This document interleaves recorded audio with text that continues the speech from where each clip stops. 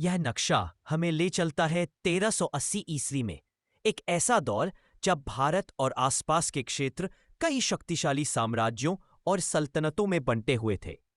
सबसे बीच में हमें दिखता है दिल्ली सल्तनत तुगलक वंश, जो उस समय उत्तरी भारत की सबसे बड़ी ताकतों में से एक थी। इसकी राजधानी दिल्ली थी और इसका प्रभाव पंजाब से लेकर बंगाल की सीमाओं तक फैला हुआ था।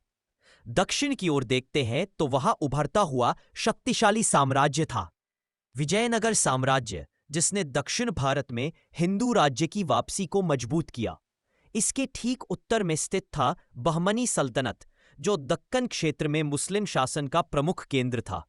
पूरब की ओर बढ़े तो हमें बंगाल सल्तनत दिखती है, जो व्यापार और संस्कृति का एक समृद्ध केंद्र थी। इसके आगे उत्तर पूर्व में छोटे छोटे राज्य जैसे अहोम, मणिपुर और त्रिपुरा जैसे क्षेत्र मौजूद थे।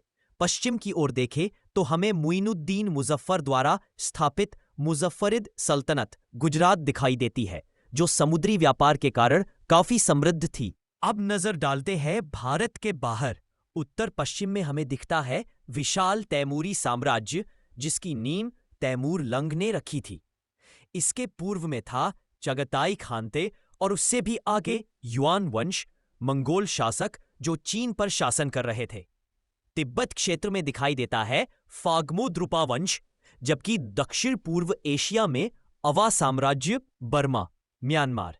मैं अपनी शक्ति दिखा रहा था। यह नक्शा यह बताता है कि 14वीं सदी का एशिया सिर्फ युद्धों का नहीं, बल्कि संस्कृति, धर्म, व्यापार और राजनीति का संगम था। अलग अलग सल्तनतें और साम्राज्य आपस में टकरा भी रहे थे और एक दूसरे को प्रभावित भी कर रहे थे।